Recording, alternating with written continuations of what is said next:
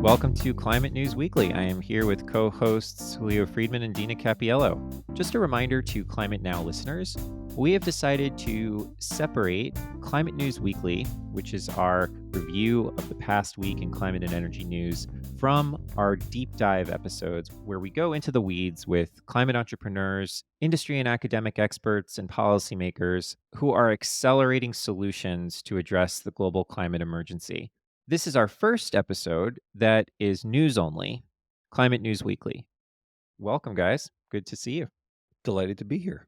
Good to be here on the eve of Climate Week. On the eve of Climate Week NYC, indeed. So, Dina, Apple released an interesting video this week starring the one and only Octavia Spencer as Mother Earth. And you noted this one. What's interesting about this? Well, if you haven't seen it, definitely look it up. It's on Apple's website and all over social. But as you noted, Octavia Spencer comes in with thunder and there's a storm and plays the role of Mother Nature. And the first question that Tim Cook asks is, "How was the weather when you came in?" And she's like, "Well, the weather was anything I wanted it to be. I'm Mother Nature."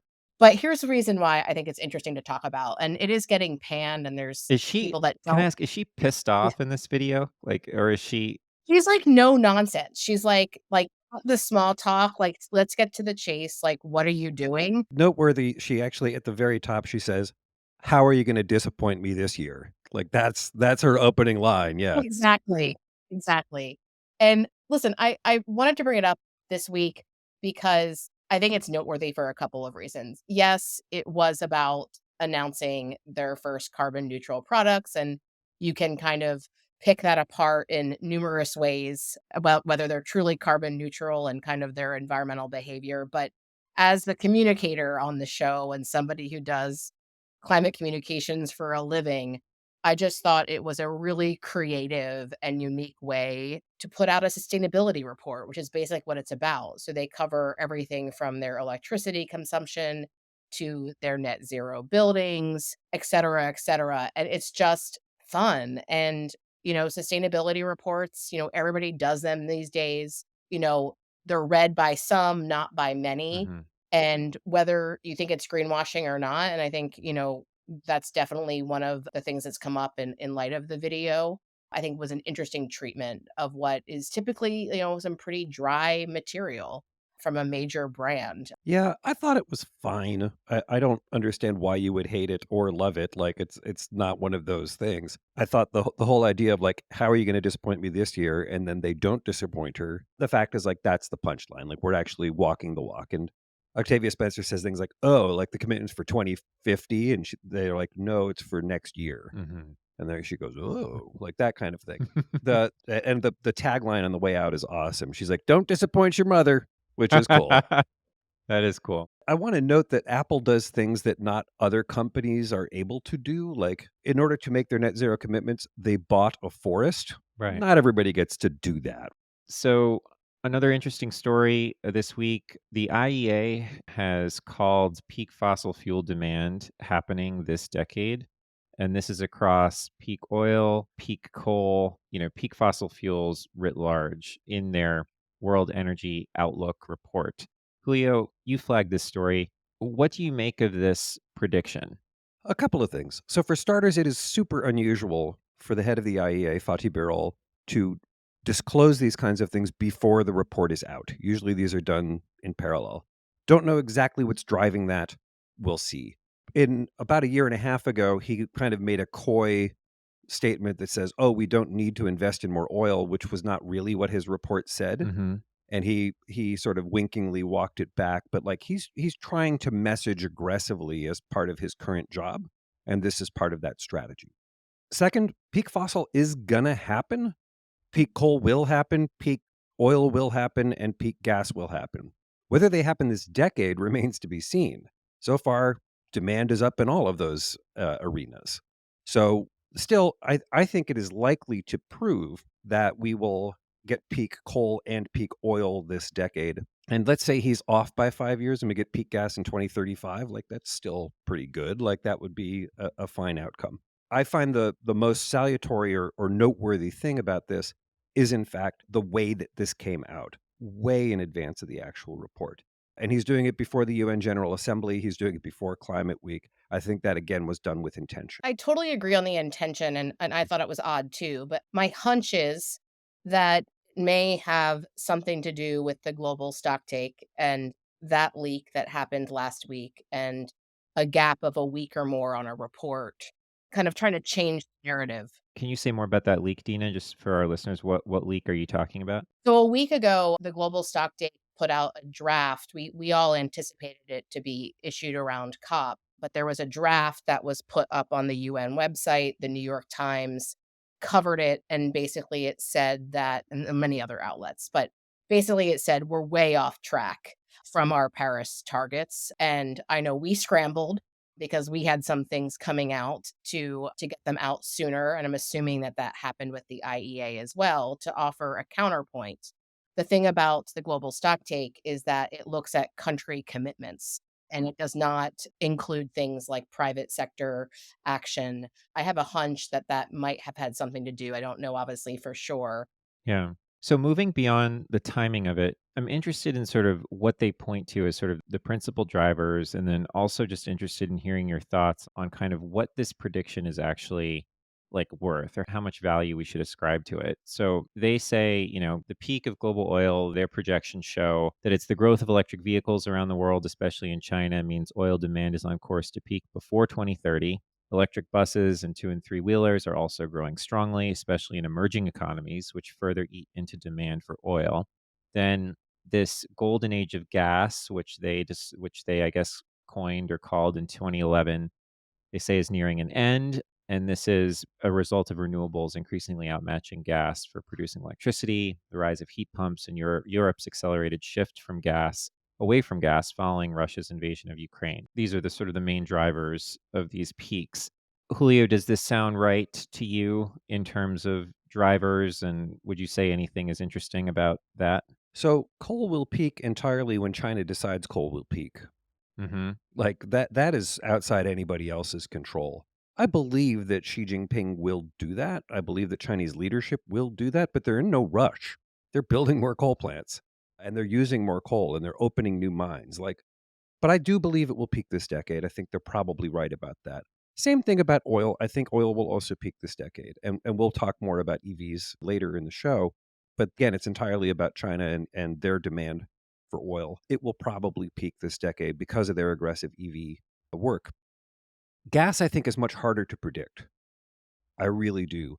And the idea that we're seeing, for example, at the same time that they're predicting that gas will get outcompeted by cheaper renewables, we're seeing a complete crash of the offshore wind market. Like these things don't all pull in the same direction. Right. And it's not just power, gas is used for so many other things, including fertilizer and heavy industry and so forth. So I think it's just a lot harder to predict that one.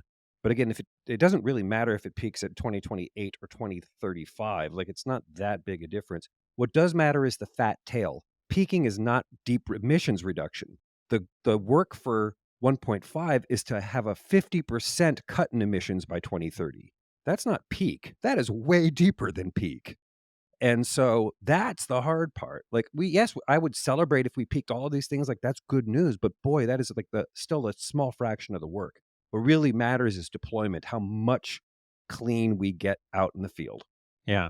There's a fascinating article in Bloomberg which really helps put into perspective the pace of adoption of EVs. And the article makes the point that it took 10 years for the United States to sell its first million fully electric vehicles. 10 years. So keep that number in your head. 2 years to reach the second million, and just over a year to reach the third million. By the time the latest quarter's figures are tallied up over the next month, the country should be well on the way to its fourth million. So this is what we call exponential growth. Obviously, exponential growth and S curves are kind of like RMI's bread and butter. And we actually had a report come out this week as well on EVs that showed that global car sales, two-thirds of them will be EVs by 2030, which would have oil demand. And we're seeing a real exponential growth driven by China largely because they're making a lot of electric cars and driving a lot of electric cars. But it is hard to wrap your head around. But, this is how systems have historically worked. Yeah, and that exact context, First of all, I think we are likely to see a whole lot more EVs, whether it's 2/3 or 80% or 50%. Like, it's the right trend, and we are seeing this remarkable growth. At the same time, this story ran in Bloomberg. A story ran in the Wall Street Journal saying that Pete Buttigieg and Secretary Granholm couldn't find EV chargers. Like, so that's like part of the flip side of that. We need to build out the infrastructure. I've talked about that over and over and over again. Like, infrastructure week is every week, folks, for the next 30 years. Um, and places like Norway that have built out the infrastructure got like very rapid adoption, but other places not so much. Like India doesn't have that kind of charging infrastructure. So these things will take some time. We'll see what the actual number is. But I do think we're going to see a lot more of it. And I do think we will find decreased oil demand as a consequence. Something that is tacit in this discussion, but I want to raise is, in order for that EV revolution to really hit and to have the outcomes we want, to get the renewables to power them, the critical material stuff is not going away. They're going to need cobalt. They're going to need nickel. They're going to need copper. They're going to need rare earth elements. And these things are going to continue to limit supply chains in a very real way. Some of the costs of renewables have gone up because of shortages of these materials. That's not been predicted in the learning curves, but it is something we're seeing because that's reality, right? So that will probably dampen some of the adoption. But eventually, the market fixes these things. Right. And then they open mines, and then you get the supplies up, or people start recycling batteries better. Like, we start working towards this stuff. We innovate, we invest, and then those problems get surmounted, and we're on to the next problem. Yeah, and it's like, we talked about this, Julio, and we are talking about Orsted, wind development, how we're going to face some turbulence here as supply chains get worked out and as all of these issues get worked through. But don't mistake turbulence for anything other than that. I mean, it's going to be bumpy, but this is the direction that we're headed, thankfully. The last thing I'll say about the EVs, this shows you what a whole lot of stimulus develops. China's been investing in EVs hugely for a very long time. In the United States, those last million cars benefited a lot from the IRA and the bipartisan infrastructure law before it. Like, so when you put money to work, you get faster adoption. That's also the role of government, and we're seeing it play out. And I'm pretty positive about that. That's what it should be for. So the G20 happened this week, the 20 largest economies of the world, and there was some good news and some bad news from the climate front. People picked apart the fact that they did not commit to phase out fossil fuels. They just committed to phasing down fossil fuels. For my money, that's a distinction without a difference, but other people disagree. They want to see the phase out language codified. It is also the case that they made very big commitments to renewable build out, which is, again, something you would want to see. And that news was sort of buried. Julio, can I ask you, why do you think it's not a big deal to talk about, phase down versus phase out? I mean, some people feel very strongly about that. And why do you think it really doesn't? This is just semantics. Because we will phase down fossil fuels before we phase them out. Makes sense. For me, it's like saying we're going to do A and then B. And people are like, why do you hate B? Like, this doesn't make sense to me. Uh-huh. And there's also the reality that like there's certain industries that need that source of power and will. And we talk a lot at RMI about like unabated fossil fuels, uncontrolled, right? Understanding that in certain sectors it's going to be needed. So my personal opinion is that it's a little bit more realistic to say phase down versus phase out unless you want massive disruptions. And then there's also like the equity angle where in certain parts of the world, many parts of the global south, natural gas, a fossil fuel, is a much better alternative than what their fuel source is now. So you have to look at this holistically, and I think not just from the Western global North mindset. Mhm. So Maersk, a shipping business, is, according to Bloomberg, responsible for 0.1% of all human CO2 emissions. That's quite something. This is owned by a family, the Maersk family. So imagine one family's holdings being responsible for 0.1% of all human CO2 emissions. So they are getting into a new business. I believe they've founded this business, C2X, which will build and operate large scale production facilities to produce and distribute green methanol. They want to do this at a scale of 3 million tons per year by 2030. Julio, what do you make of this? So Maersk is a Danish shipping company. They are arguably, in my mind, the most progressive of the maritime logistics companies out there. They are walking the walk. They've bought ammonia and they've bought methanol ships. which they are fielding. They've built green corridors going from point A to point B with clean fuels. Like, they're really trying to get it done. The challenge with maritime in terms of operations is that if you don't have fuel, you're going nowhere. And they just finally bit the bullet and said, we're going to make our own fuel. Mm-hmm. And they're starting with biomethanol, which is the right place to start. Mm-hmm. They are also looking at e-methanol, electrosynthetic pathways. Can you tell us what those things are? What is biomethanol and what is e-methanol? Sure. So in both cases, the thing you care about is the carbon attribute. Mm-hmm. You want like low life cycle emissions. And there's a couple of ways you can do that. One of them is you use sustainably harvested biomass, things like agricultural wastes and sustainably developed fuels, crops, and then you turn that into a fuel. A poor way to do this, for example, is corn ethanol or soy or palm oil. Like, that's a bad way to do it. Everybody knows the bad ways. Maersk's trying to do a good way. They're saying we're going to take these sustainable wastes and we're going to turn them into methanol. Methanol is a drop-in fuel. You can blend it quite easily into existing reciprocating engines. You don't have to change the ships very much to get that done. You can keep it in conventional bunkering facilities. There's the storage tanks and fueling tanks at ports. So it's easy to drop in. That's why they're starting with methanol. You can also do e-methanol, in which basically you're taking something like CO2 captured from a power plant or from an ethanol plant or from the air, and then you electrochemically convert that into methanol, mostly by turning it into carbon monoxide first and then blending it with hydrogen as a syngas, and then you turn that into methanol. The chemistry's old school. It's like 150 years old. We know how to do this. But there, what you'd be doing is using clean electricity to make the fuel. And that's not as technically mature as the biomethanol. It's going to take a little while longer to get that stuff to field, but there will be parts of the world where that's the thing you want to make. And so C2X literally is carbon to products, C2X. And so they're taking carbon from biomass, carbon from the air, carbon from many sources to turn them into fuels of various kinds. They're starting with methanol. But for me, the big news is that they're back in the energy business. Maersk had a substantial energy business back in the day, and they gave it up because they wanted to focus on core business. They've decided that making their own fuels is core business.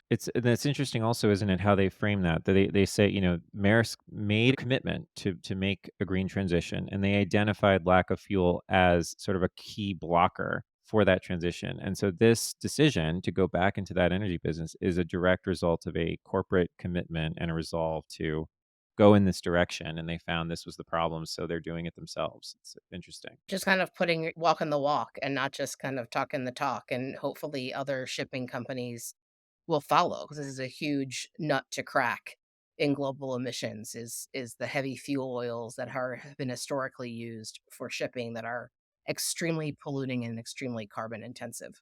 I have to say, the first thing I thought of, James, when you talked about and introed this story and talked about one company and one family Mhm. having this kind of carbon footprint is, wouldn't it be a different world if we didn't have the richest people in the world, but we had the most carbon intensive people in the world? It'd probably be completely connected, depending on how much money you have, but would Probably. be excellent way to bring awareness to the issue. All right. Dina and Julio, thanks so much. That's it for this week's episode of Climate News Weekly. We hope you'll join us next week.